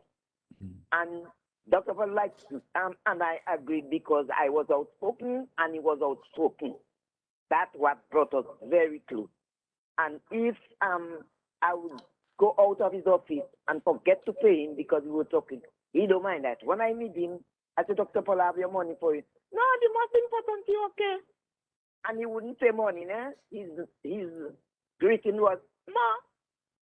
He couldn't finish money. And anytime you come on Carnival Day, let me make it short for somebody else to come in. Please. And you meet a sensei on the railing of the theater, Dr. Paul on call, and he just throw the sensei there and he go inside. When he come back, put it on and go back in the pan. Thank Dr. you. Paul, God bless you. I love you, I love you, I love you. No hypocrisy. Bye-bye. Thank you, Lucille. Thank you, Lucille. Other person on the line, good evening. We are honoring Dr. Paul. Dr. Randy Rodney, good evening to you and good evening to the committee. Very good evening to you. This is Michael Cooper speaking, and I want to just tell people who Dr. Paul really is. That's a true friend. In 2 minutes, Copel. Yes, that's a true friend. That's a man of dignity, a man of worth, humble man, a God-fearing man, a man of courage, an intelligent man, a man of substance, an honest man, a family man, a man who do things with honor and not for honor. And that's why I say I hope and pray that in the not too distant future they will name a award after Dr. Paul. You know, I was sick and my brother said to me, let's go to Dr. Paul. I said, no, Dr. Paul is a surgeon and I do not want to cut a finger, cut a hand. He said, let us go. And I was sick. I was going to all different types of doctors. They were just giving me medication. And when my brother went to make the appointment and forced me to go to Dr. Paul was the one who let me know through different tests that I had stones in my bladder. I pray God bless him on that great hero. He deserves it. Dr. Paul, I am happy that they are honoring you. I am happy that they are honoring you. Continue to drink from the fountain of youth. Thank you. Thank you very much. On the telephone, good evening. We are honoring Dr. Paul. Yes, good evening, Pastor Rodney. Yes, how are you, sir? Very good indeed. Let me say a special good evening to Dr. Paul. You know, Dr. Paul, it's been a long time family friend, you know, of ours. And he was my doctor as well. And I remember one time, I'm going to share a little joke here. It's not a joke, but it really happened. I had a minor operation with Dr. Paul, a little hernia. So the next morning when I got up, I called the guy name, I called the fella name, and I see that the fella didn't want to rise. So then, as soon as Dr. Paul came making his rounds and he came by me, I said, but Dr. Paul, I haven't heard from the fella yet, you know. He told me, don't worry, man, the guy will be okay, man. I didn't really trouble him too much, but he'll be okay. Dr. Paul, thank you very much. I mean, you're very, very deserving of it. And I'm just happy that we can honor our heroes. And I'm happy to be proud to be part of the occasion tonight. Thank you very much, Dr. Paul, on behalf of all the people who I know will not be able to get on tonight. Thank you very much. Thank you very much from the northern place of northern town of Portsmouth. On the telephone, good evening. We are honoring Dr. Paul. You got 120 seconds. Hey, good evening, Dr. Paul. Is he there? He's right there in the studio. Congratulations. I want to just remind him of 3 situations, or 4 of them. First, I got to know him when I was going to university. I was working at the registry, and he had gotten the Island Scholarship, and I think when I left the registry, there was this vacancy, and he came, and he was at the registry before he went to Saudi. The second time, I want to tell him that we got friendly up over the years. And I remember when my mother, she was the age about 90, and she had some problems with her toenail And I called him and I told him we were living in Castle Street. And he said, "You'll come and check it." And then he came and he did a manicure on the toes with his equipment. He came down with his surgery equipment and he did it right there. And there was another time again when my daughter was going for her the advanced level certificate. And the week before, she got an acute appendix and we rushed her to the hospital. And he dealt with it. And a week after, she was able, on the pin, to sit the exam, which she did very well. I remembered also that Dr. Paul was the doctor for the sports under the DASA. He and Dr. E.R.I. Wati and players would get injured. He was there in the Windsor Park, and he dealt with them for many times. So I think Dr. Paul deserved what he's getting now. I remember every Christmas I was getting my turkey. I had to go and get my turkey and my eggs for the Christmas cake from Dr. Paul. Okay. His wife, obviously, we have something in common. We both married Barbadian. And there was that sort of relationship. Once again, let me congratulate you on the deserving award. Thank you. Thank you very much. Thank you very much, Mr. Dyer. On the telephone, good evening. We are honoring Dr. Paul. Good evening, Pastor Randy. Yes, good evening. Yeah, I want to say good evening to the entire Dominican public and all those listening, and to Dr. Paul. Randy, I really want to commend Dr. Paul and say that he's truly a person who deserves to be a hero, and maybe within the Caribbean. Because I know Dr. Paul for many, many years.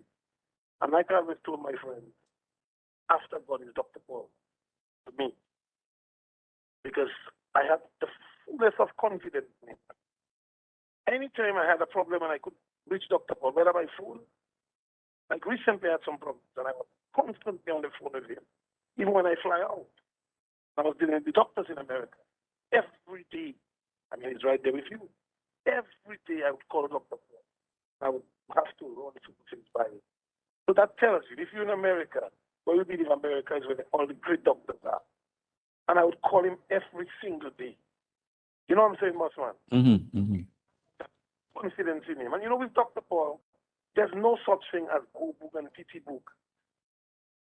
Dr. Paul will bend the rule over to give you medical assistance. There's no such thing as law where your health is concerned. Dr. Paul will go over whatever you have to go through. Bend the rules of the hospital to make sure everybody gets medical care. I remember when my two daughters had to leave for university, they were living together. And one was doing law. And, Kara's, And, you would normally get two lawyers to sign their documents because the university usually asks for that. And I insisted I wanted Dr. Paul to sign because I always saw him as a next father to them. You know what I'm saying, Boss? Okay. That is the level of confidence I have in that man. To have, okay. It showed caring. He always showed that he can do everything in his power to help.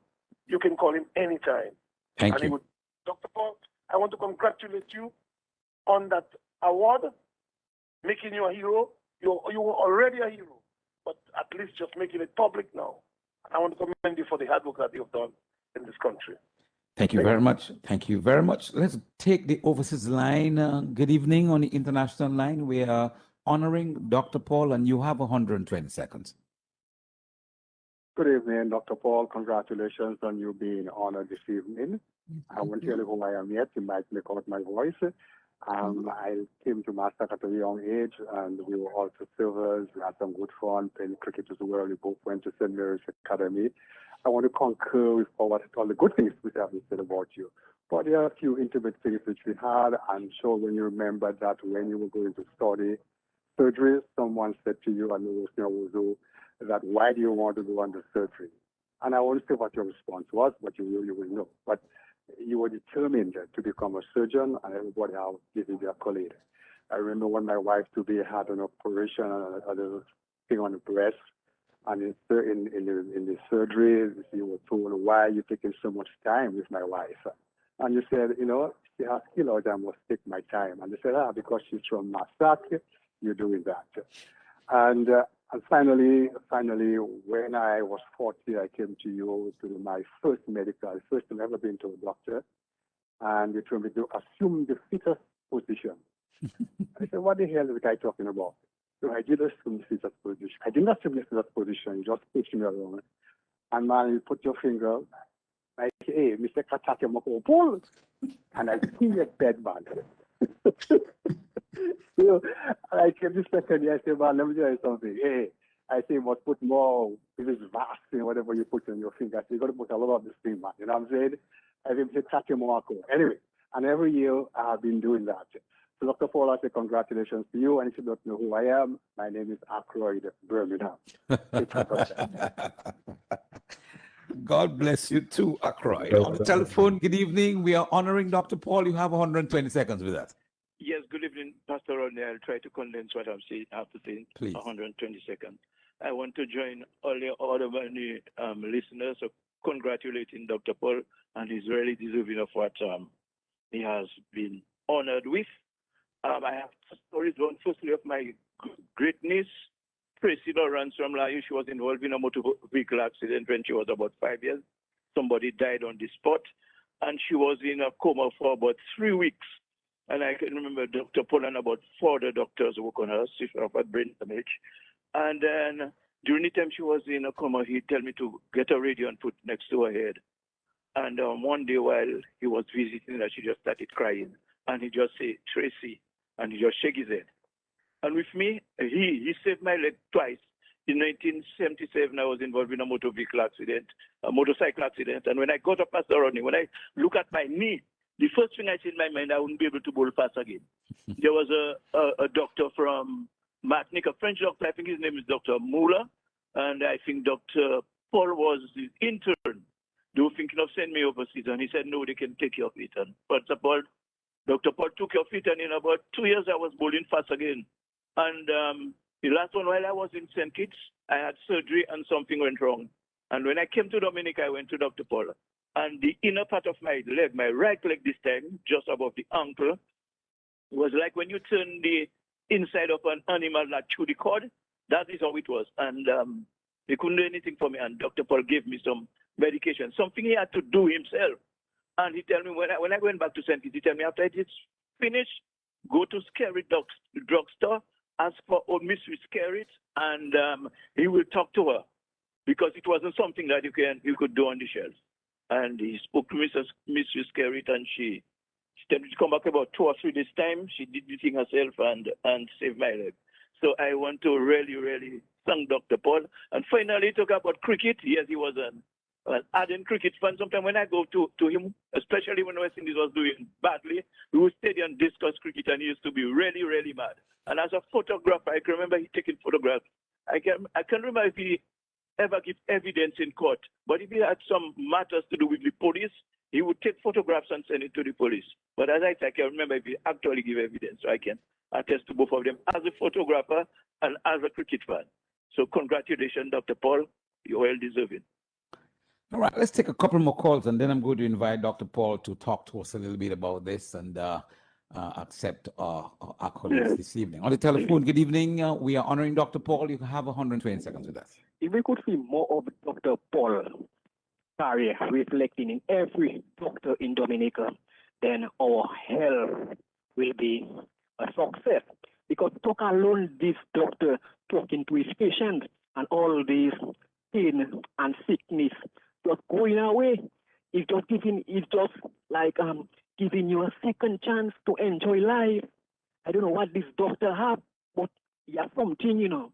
Okay. You know? All right. So our health sector in Dominica will be on a brighter side, a side of prosperity. Thank you, sir. Thank you. Thank you very much. On the telephone, good evening. We're honoring Dr. Paul. You have 120 seconds with us. I honor him in very short tonight. How Yes. are you, sir? Very, very well. want to congratulate you. But my little saying tonight is like a joke. My husband had surgery in 1993 for prostate. And when he went to get his first checkup, when Dr. Paul touched Mr. Jack, and he said, "Boy, you're all right." My husband doesn't say, "Thank you, doctor."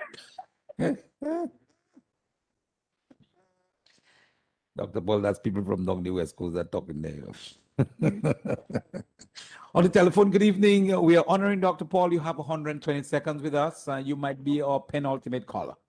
Okay, good evening, Dr. Paul, and I want to tell you thanks for service to life and humanity, and it is the best work of life. That's your adopted godson, Michael Timothy. Let me give you a short story of Dr. Paul. My mother, Carol Callahan Maffer, his sister, are very good friends.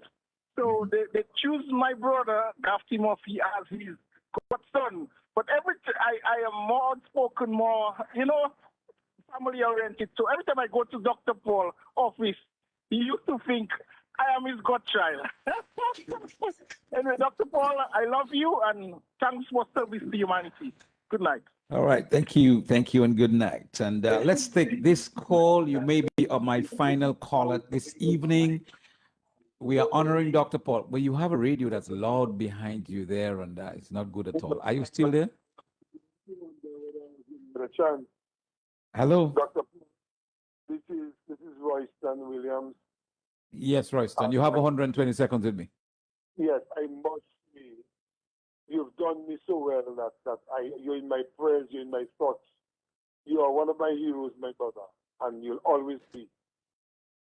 I'm so happy to see your honor tonight, and my brother, I am thrilled, I am happy, I'm overjoyed that you're recognized. I'm listening. Thank you. Now, Dr. Paul, I'm going to give you a moment so you can just share some thoughts with us as you've heard all of what we've said, all of what was said tonight. But I want to take you back. And I don't know if you remember that at all. My 1995, no, 1985, 10th of June. You and a certain Dr. Brunet, French doctor, did a 6-hour surgery on me.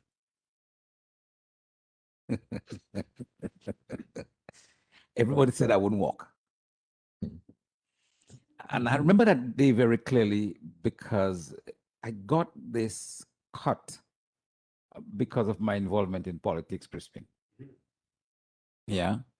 And it was a serious cut. I had my tendons cut and my instep bone was cut and that kind of thing. And I got to the casualty and I said, they have to take you to the casualty. And you walked into the casualty and said, bring him now. And I was told, that was a Sunday morning. I was on my way to bring some people to a campaign event in Grand Bay. Juliana Henderson was having a great meeting there for the Freedom Party. And you and Dr. Bruni did a 6-hour surgery. I left that for now. Just I don't know if you remember that at all. A 6-hour surgery on my leg. Everybody said I wouldn't walk again. And I still feel it though, because I have a part of the bone that was lost. I remember you saying to me that, you lost a piece of bone. We had to fix this nerve and we had to do this and we had to do this. And what was nice about that is you released me to go and vote. 7 days later on. No, I didn't even have the right to vote. Right. And I allowed everybody to go and vote, even if they have a drip. Once they have a nurse to go with them with the drip, they could go and vote. And I didn't care which party they were voting for. Yeah, you released me to go and vote. I always remember that. But what was remarkable for me is the fact that after that 6-hour surgery, and the days coming and the therapy I had to endure, I said to people, now I can jog. And I don't only walk now, but I can jog. And I believe it had to do with your expertise at the time, because I still don't have part of my bones. Yeah, Well, the human being is very resilient, you know. So I left that for last because I am one of those whom you saved in terms of my capacity. So I still have the effects of those old sutures on my legs. 42 of them, quite a number of them. Well, we never really counted them. But I counted them. You've heard everything that was said to you, about you tonight in your hearing from all walks of life, Dr. Paul. We have a few minutes left before Fadina takes this chair from me. What is your response to all of that? So I'm surprised. I'm surprised because in the first place, I never dreamt of being able to do medicine in the first place because I didn't think that medicine was for somebody like me. Because I didn't fall into the category to become a doctor. To the extent that that carnival day study was because I was desperate to go to university. So there was UWI scholarship exams on Ash Wednesday, and I decided, well, Carnival must get a blow this year. So I took up my books, some sugar, and a piece of bread, and I went to Zion. So I was supposed to go into chemical engineering because I got a scholarship for that. But the Island Scholarship changed that. And even after I won the Island Scholarship, I didn't think that medicine was for somebody else. So I decided that I wanted to do dentistry. However, the PS told me that government will not allow me to do dentistry because there was one person studying dentistry. So I went back home because I agreed. A number of people wanted me to do medicine, as for example, Elkin Bernard Henry. Well, it did influence me, and I then went ahead and found out how many doctors were really Dominicans, and there were many foreign doctors. So I decided that I'll do medicines, and the PSCO couldn't tell me anything out of that because I knew that there were many foreign doctors. So that's how I ended up doing medicine. And as with anything, I believe that whatever you do, as Pastor Rod will tell you, you must do it with all your might. So I believe in doing most things with all my might. And at medical school, I was not concerned about whether it wasn't a matter of liking things or not liking things. You do. If you're doing pathology now, then you do pathology with all your might. But the person who influenced me the most as to my final destination was a guy who I didn't know, but I had seen because I saw him while I was at high school coming for his son every day at 1 o'clock. I had never spoken to him until the first year after I went to university. That his son then introduced me to him, and he was Mr. D.O.N. McIntyre. In fact, when I came home to do an elective with Dr. Grella, I put a fast one on Dr. Grella and asked him for me to do a month with McIntyre as a medical student. And I was very fascinated by him. Almost unbelievable. Mina, it was absolutely different from the kind of surgery I saw at university. One man doing everything. So then I must become like him. Okay. And that's how I managed after I did. After I finished internship, I volunteered to go and work on the district, but came down every Thursday to go to theater. Oh, wow. With McIntyre. In those days, it took a long time to drive from Portsmouth to Roseau. Oh, yeah. Oh, yeah. Oh, yeah. Because you were driving on the bad side of the road. Mm-hmm. Because the other side was the worst side. So you had to be careful because you and the person coming in the opposite direction might be coming on the same driving on the same side. Same side, yes, yes. And from there, I went to said, and again, it's also very, very important for you to know what you're going to come back to. Because having seen what I was going to come back to Dominica, then it becomes important for me to do things that the or other people would not have done. Mm-hmm. Because if you're going to become a general surgeon, you have to do orthopedics, so you do it because you have to do it, because you know after you finish you'll never use it.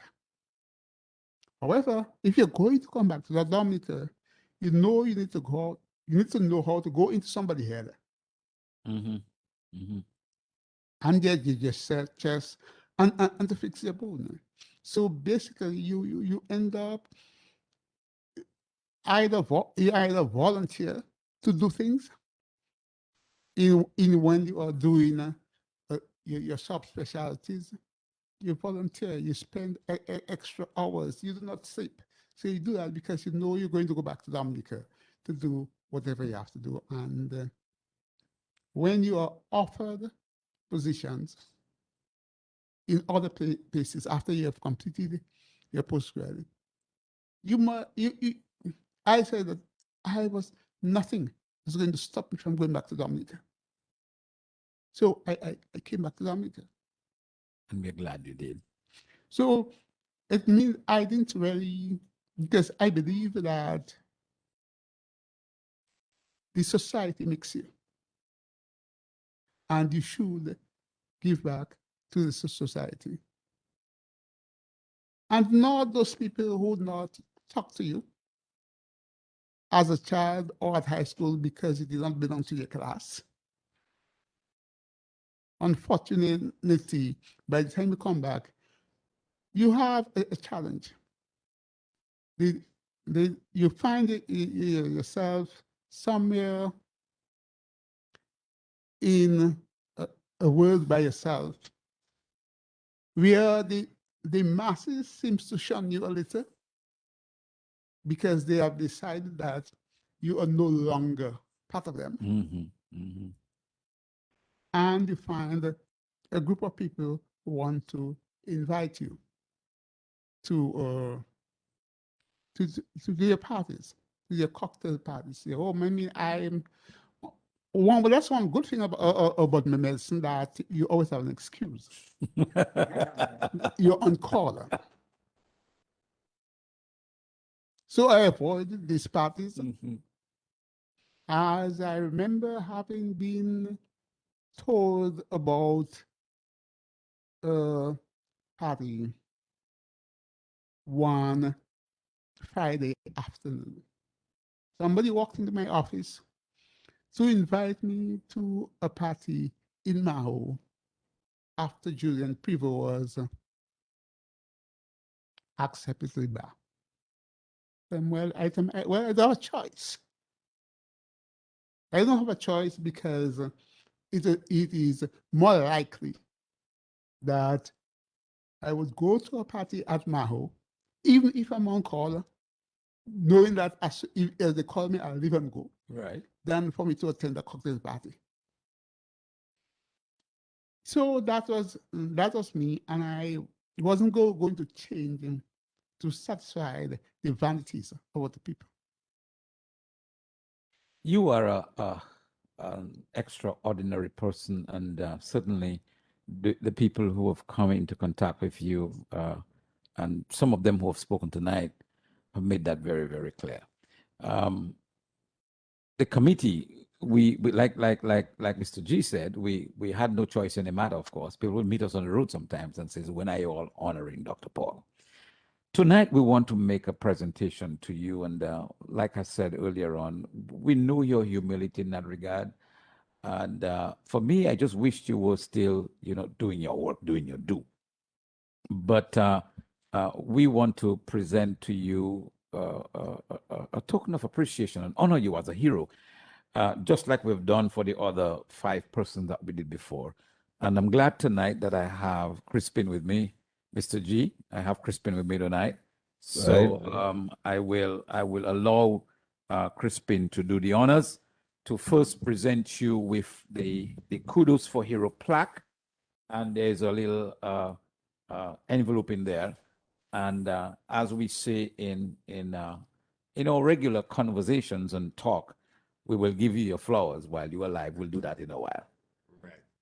Well, I am indeed honored to be the one handing on behalf of the committee kudos to our hero, Dr. Hendricks A. Paul, in recognition and appreciation for lifelong achievements in medicine. I'm signed by Sheridan Gregoire, CEO of Q95 Radio, and the committee. And Dr. Paul, I'm pleased to hand it over to you, to the people, from the people of Dominica. See, the thing is that technically, I'm not supposed to be Dr. Paul, but to me, it doesn't matter. It never mattered. He's supposed to be Dr. He's supposed to be. Dr. Paul. No, He's no. Mr. Paul. I used to correct people as a child all the time. I'm officially Mr. Paul. Oh, I see. In addition to the plaque, I also have an envelope. I don't know what's in it. I think it's some kind of token contribution from the committee. And I'm very pleased to be handing it over on their behalf. Well, I didn't expect all those kind of things. Oh, we still have more. We have a beautiful bouquet of flowers. I'm going to come around and get that. I didn't know people give men flowers. You thought you was getting a jacket? That's a beautiful bouquet of flowers. I believe one of the leaders of the committee. Would you turn the flower around, Crispin? Turn it around, yes. Turn it around. Right. Beautiful. Beautiful.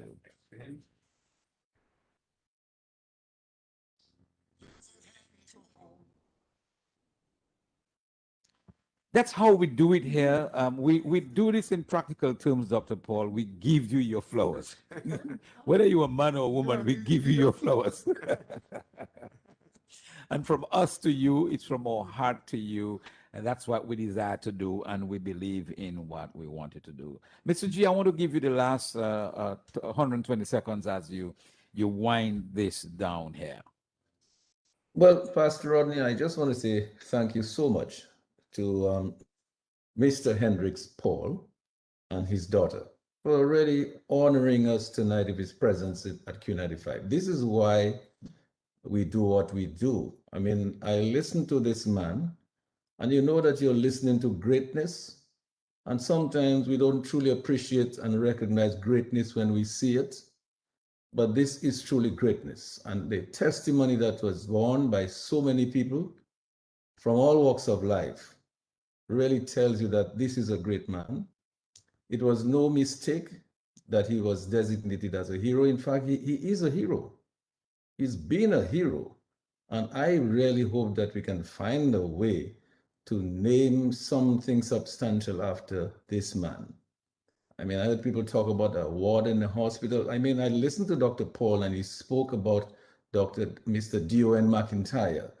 And these are people who we look to, and these are people we should remember and commemorate them, and Dr. Wati, and and these people. So certainly I would like to support a recommendation and at least a ward at the hospital be named after Dr. Paul. He's so humble that he probably will not even want to pursue that, but certainly I would highly recommend it. So I want to say thank you, Dr. Paul and your daughter, for gracing us with your presence tonight.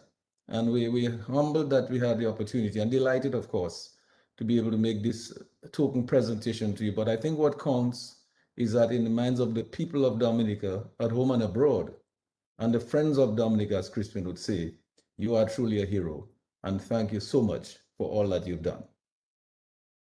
Let me thank every one of you on the committee for doing this and for always honoring those who deserve to be honored. And my thanks to you, Dr. Paul, and your daughter for being here this evening to receive that honor, and at least to hear some of the comments that people would have to share about you. And we are glad to have you and to honor you as well.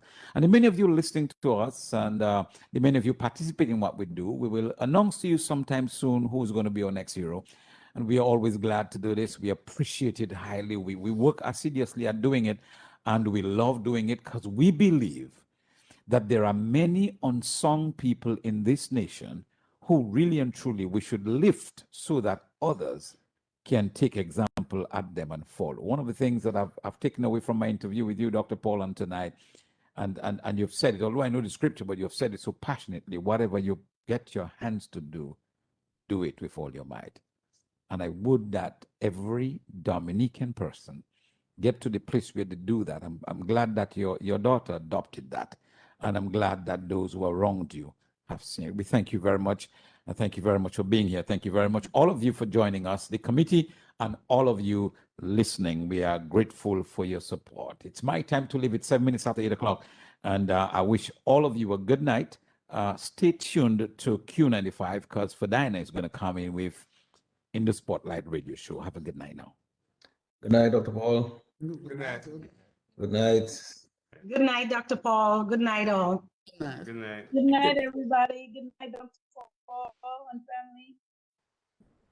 And Good night, all. And good night, Nosimer, as well.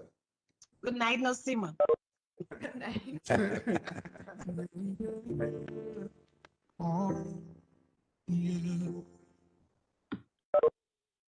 If you give a little more than you take.